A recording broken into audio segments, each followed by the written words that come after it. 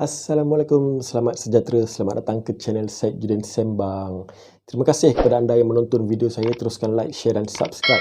So, sebenarnya dah agak lama saya tak buat video dan hari ni terasa nak buat video. Dan video hari ni adalah saya nak buat tentang ulasan ataupun sembang-sembang santai kita tentang satu kejadian yang viral baru-baru ni berlaku, iaitu kes buli di MRSM.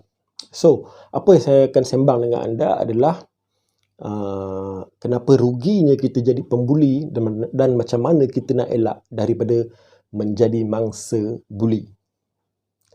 So, baru-baru ni kejadian berlaku di MRSM. Sekumpulan pelajar telah membuli seorang pelajar dan buli itu berlaku dengan agak kasar dan keras kerana dia melibatkan fizikal, menumbuk di satu bahagian yang dia tunjukkan dalam video tu adalah di bahagian ulu hati kan.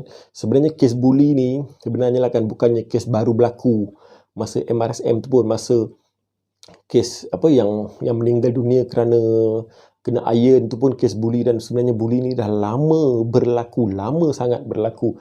So baru-baru ni pun viral yang baru ni di MRSM ni, dan zaman-zaman saya dulu pun, sebelum zaman saya pun dah ada dah kes buli ni.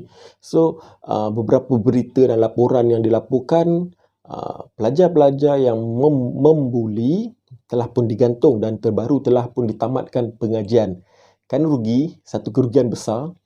Dan siasatan yang dibuat oleh pihak polis adalah kerana mangsa menegur salah seorang suspek pembuli untuk tidak menonton video lucah. Jadi kerana teguran itu, mangsa dibuli dan dipukul dengan agak teruk. Sebenarnya buli ni dulu-dulu tu kalau boleh, bukan kalau boleh lah, dulu-dulu tu berlaku biasanya bukan dalam bentuk fizikal lah kan.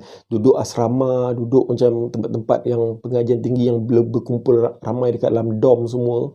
Memang sebenarnya ada je benda tu berlaku, tetapi kalau dulu-dulu tu lebih kepada bentuk buli, kau tolong basuh baju aku, tolong basuh kasut aku kan, tolong ambil air dekat dewan makan. Tapi untunglah kalau junior tu tak ludah air tu kan. Biasanya dia orang buat juga benda-benda bukan-bukan kan.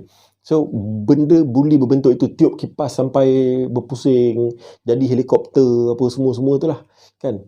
Sekarang ni yang terbaru dia melibatkan fizikal, dan fizikal ni sebenarnya boleh menyebabkan kematian ataupun cacat. So sebelum kita nak buli tu, kita fikirlah kalau mati budak tu kan, satu hal pula. Kena 302 kan, sia-sia je. So tempat yang ditumbuk tu pula adalah tempat yang agak boleh menyebabkan kematian. Sebab ada satu post di dalam Facebook menyatakan dalam ilmu persilatan pun mereka belajar 3 tempat yang boleh menyebabkan kematian, dan salah satunya adalah di ulu hati tu. Dan tak fair lah ramai-ramai buli seorang kan. Kalau gentle, one by one lah. So daripada cerita itu timbul beberapa cadangan di media sosial yang mengatakan masukkan mereka dalam Henry Geni dan sebagainya. Itu kita biarlah urusan polis ataupun institusi tersebut apa nak buat kan. Tapi pelajar tu pun dah dihentikan pengajian, tamatkan pengajian. Tapi ada satu cadangan yang menarik adalah jadikan bekas komando sebagai warden. Ini menarik ni. Orang mesti goyang kan, mesti takutnya komando jadi warden kan. Tapi pada saya lah, komando ni level dia bukan jaga budak sekolah kan. Bukan nak jaga budak asrama, budak sekolah ni. So komando ni level dia hantar pergi perang. Kita warden tu sebenarnya kita lantik seseorang yang bukan guru lah kalau boleh. Sebab warden pun dia ada life, dia nak tidur, dia nak rehat apa semua. Kalau kita buat macam mana pun, murid-murid asrama ni dia cerdik, dia pandai, dia ada trik-trik dia, teknik-teknik dia nak elak dia beri kesan. So lantik seorang warden yang bukan guru, mungkin pengawal keselamatan ke, di luar bidang guru, untuk menjaga asrama. Dan setiap kali ada kes murid berkumpul atau buli dan sebagainya, mereka dapat kesan berbanding warden yang duduk rumah dah tidur kan. So kalau komando ni, saya rasa komando pun tak boleh buat apa. Bukannya boleh berlempang bela rotan budak sukati. Sekarang ni pun kuasa merotan tu dah tak ada. So kalau kita nak tangkap, tangkap, cakap, nasihat, masuk kanan, keluar kiri, tu je kan. komando bukan boleh belasah pun budak sekolah. Silap-silap komando tu balik yang kena kan. So, komando ni hantar pergi perang sebenarnya. Tugas warden tu khaskan untuk satu jawatan lain sepatutnya pada pandangan saya lah. Okay, so apakah kesannya membuli? Kenapa kita jangan jadi pembuli? Kan? Dan sebenarnya banyak kesan-kesan buruk yang akan berlaku lah. Okay, jom kita sembang tentang kesan-kesan buruk. Yang pertama adalah anda akan ditamatkan pengajian seperti yang berlaku kepada mereka. Mereka ditamatkan pengajian. Kan MRSM, SBP, sekolah teknik ni beribu-ribu orang nak masuk. Kan, tapi anda yang terpilih. Bila anda terpilih, tunjukkanlah kenapa anda layak duduk di situ. Kan, bukannya tunjukkan dengan kekuatan, keganasan dan sebagainya. Tunjukkanlah, aku masuk sini, aku nak belajar, buat betul-betul, dapat ilmu, keputusan yang baik, sambung lagi dekat universiti pula. So, itulah sepatutnya tunjukkan kualiti kenapa anda ada di situ.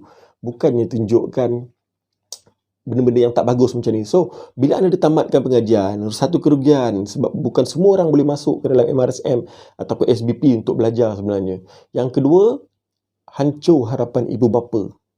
Okay? Ibu bapa ni bertungkus lumus, baca iklan sana, iklan sini, cari peluang untuk anak-anak sambung belajar di tempat yang bagus macam ni, tapi akhirnya anda menghancurkan harapan itu. Confirm lah ibu bapa akan sedih apabila tengok, oh rupanya anak aku macam ni kan. So, memang sedih. So, memang anda ada peluang di tempat lain, perbaiki dan fokus dengan jalan yang lebih baik, ambil pengajaran daripada apa yang berlaku. Yang ketiga adalah sebenarnya kes ini boleh menjadi kes polis, kes juvana dan kes yang lebih berat. Okay, bayangkan kalau anda ditangkap polis kerana mungkinlah kejadian tu boleh menyebabkan hingga membunuh dan sebagainya. Kes polis turun naik mahkamah dah jadi satu hal dan dah ada rekod pun dalam diri anda. So, anda mungkin akan dihantar ke sekolah Henry Geni dan sebagainya. Satu benda yang kalau boleh kita semua tak nak, kita nak elakkan kerana anda masih muda, punya perjalanan yang lebih jauh lagi sebenarnya. Dan seterusnya adalah kenapa anda jangan jadi pembuli, kerana satu hari nanti mungkin orang yang anda buli itu mempunyai kerjaya yang lebih baik daripada anda. Okay? Kerana di sekolah mungkin kita semua sama. Mungkin ada senior, ada junior. Tapi bila di luar bidang pekerjaan sebenarnya, mungkin satu hari nanti junior yang kita buli ni, budak yang kita buli ni, dia jadi bos kita. Boleh jadi, tak mustahil di dalam bidang pekerjaan. Ataupun satu hari nanti kita akan bekerjasama dengan dia, dia jadi bos ke, ataupun dia jadi klien ke semuanya, dia jadi customer ke, ataupun dia jadi kita punya share partner ke semuanya kan. So, benda tu boleh berlaku dengan kerjaya di luar. So, apabila kita membuli dan pembuli tu jadi bos kita, agak-agak nanti satu hari nanti dia akan buat apa pula dekat kita kan. So, itu adalah risiko ataupun sebab-sebab kenapa jangan jadi pembuli, kerana kesan-kesan itu akan memberikan kesan yang tidak baik kepada anda. Seterusnya adalah macam mana kita nak elak daripada diri kita menjadi mangsa buli. Okey, macam mana kita nak elak daripada kita kena buli, kena pukul dan sebagainya. Yang pertama adalah jangan salah pilih kawan. Belum apa-apa kita dah salahkan kawan kan. Sebab apa sebenarnya? Setiap orang yang datang ni adalah daripada individu yang seorang ataupun dia tidak ada masalah. Tetapi bila dia masuk ke satu tempat, dia berjumpa dengan ramai orang dan kadang-kadang terpengaruh dengan kawan-kawan. Mungkin, sokok sikit, jom kita pergi masuk dom sebelah, curi barang ke, kita pergi panjat aspuri ke, apa ke semua kan. Terpengaruh dengan kawan. So, berhati-hati memilih kawan yang baik. Ataupun kalau ada kawan yang macam tu, jangan join, jangan ikut apa yang dia orang nak buat tu, sebab kita tahu kesan dia sangat buruk. So, pastikan anda memilih kawan yang baik dan sesuai dengan anda. Yang kedua, macam mana nak elak menjadi mangsa buli adalah sentiasa berkelakuan baik. Kadang-kadang kan, yang menariknya buli ni, kita dah baik dah. Tapi kadang-kadang orang panggil kita sebab apa? Aku tak puas hati dengan dia. Kenapa? Muka dia poyo lah. Kan? Muka ni boleh jadi masalah kepada pembuli. Kan? Muka kita ni, kita tak boleh buat apa dah, tak boleh nak ubah dah. Memang macam ni dah. Tapi orang cakap kita poyo kan? Orang cakap kita belagak. So, lepas tu malam tu kena panggil kan? Contohnya kan? Kena panggil, nak kena buli lah contohnya. Tapi kita nak buat macam mana dah muka macam ni kan? So, pastikan anda berkelakuan baik, jangan kacau orang, jangan provoke orang, jangan curi barang orang, jangan ejek atau pukul, jangan mulakan sesuatu benda lah. Anda sentiasalah berkelakuan baik, tak ada orang yang nak berani usik anda tanpa sebab. Okey, tapi dalam kes tadi tu, mangsa tu dah baik dah. Menegur si pembuli tu sebenarnya satu benda yang bagus. Tapi itulah, kena buli juga kan. Aduh. Dan yang ketiga, jangan jadi batu api. Okey, jadi batu api ni maksudnya anda ni berada di tengah-tengah. Anda pergi cakap dekat A, B tak puas hati dengan kau lah, dia tak puas hati dengan kau lah. Anda cakap dengan B, A tak puas hati dengan kau lah. Anda melaga-lagakan. Satu hari nanti, kalau kantoi, tak ada orang nak kawan dengan anda, silap-silap anda pula yang kena kan. So, pastikan anda sentiasa berkawan baik dengan semua orang. Jangan ceritakan benda-benda yang tak bagus, jangan ceritakan fitnah dan sebagainya. Pastikan berkawan baik, tak ada orang nak cari masalah dengan kita, so tidak akan berlakulah kes buli ini. Dan seterusnya, apa nak buat kalau kita dibuli? Yang paling penting sekali kalau kita kena buli, apa kita nak buat adalah segera, cepat laporkan kepada guru, warden atau ibu bapa kita. Jangan takut-takut, jangan fikir macam diugut kan. Contoh kita dah kena buli, orang tu ugut, kalau kau report siap kau lagi teruk kau kena.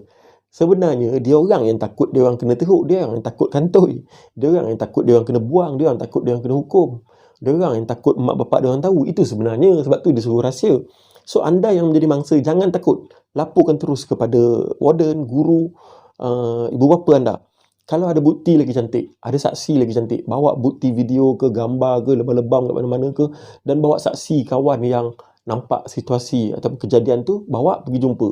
Dan jangan takutlah benda ni. Mereka tak akan buli lebih teruk, sebab sebelum mereka buli lebih teruk, mereka dah kena buang dulu dah. Kan macam kes sekarang ni. Mereka dah tamatkan pengajian dah pun. So jangan takut, laporkan segera. Ada setengah orang dia takut, dia diam, aku takut aku kena lagi teruk. Tak ada, benda tu tak ada pun. Terus laporkan dengan segera. Kadang-kadang dah lama kan, dah lambat, isu tu dah reda, baru nak laporkan, kesan lebam ke semua dah hilang, orang pun dah lupa cerita tu, itu dah terlambat. Mungkin ada beberapa mangsa lain pula yang dah menjadi mangsa kepada pembuli ni. So, bila anda kena, terus bagi tahu, jangan takut. Seterusnya, apa nak buat kalau anda dibuli? Rakam sekiranya boleh. Sekarang ni saya pun tak sure macam mana prosedur penggunaan handphone di asrama. Adakah sentiasa mereka boleh pegang handphone atau sebagainya. Tapi kalau ada kejadian berlaku, curi-curilah rakam.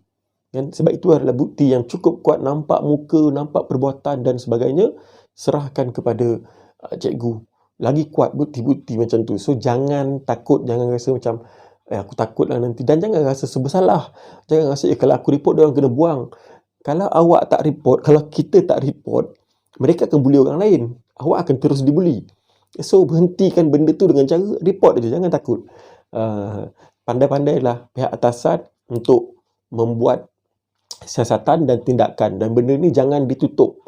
Sebab bila ditutup, untuk jaga nama baik sekolah lah apa semua, nanti benda tu akan berulang. Dan mangsa yang dibuli tu mungkin akan membuli pula satu hari nanti. Contohnya, dulu aku kena, engkau junior kau pun kena.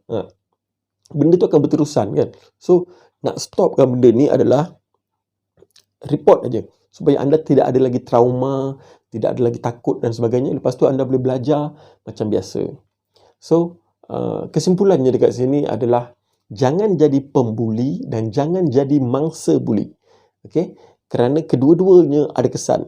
Pembuli akan punya kesan buruk, mangsa akan mempunyai kesan trauma dan takut. So, apa yang perlu anda buat adalah menjadi individu yang baik di salah satu institusi, asrama dan sebagainya. Berkawan baik dengan orang, jangan cari pasal, jangan kacau orang, dan jangan timbul rasa tidak puas hati dengan orang kalau orang tu ada kelebihan. So, sentiasalah pandai bawa diri, jangan salah pilih kawan, jangan terlibat dengan benda-benda yang negatif. Laporkan kepada guru kalau anda adalah mangsa buli. Okay, lebih-lebih lagi kalau melibatkan fizikal dan kecederaan yang teruk. Kita tak nak terlambat, takut hingga boleh menyebabkan kecacatan ataupun kematian. Okay, so kita tak nak pula orang baca berita, nanti parent-parent lain atau murid-murid lain, saya tak naklah masuk asrama, tak naklah hantar anak masuk asrama, nanti kena bully, kena pukul. So, adanya mindset macam tu menyebabkan rugilah kita, kerana di asrama ataupun sekolah-sekolah yang bagus ni anak-anak berebut-rebut nak masuk sepatutnya. So jangan jadikan institusi pendidikan sebagai tempat untuk mangsa dan juga pembuli berleluasa. So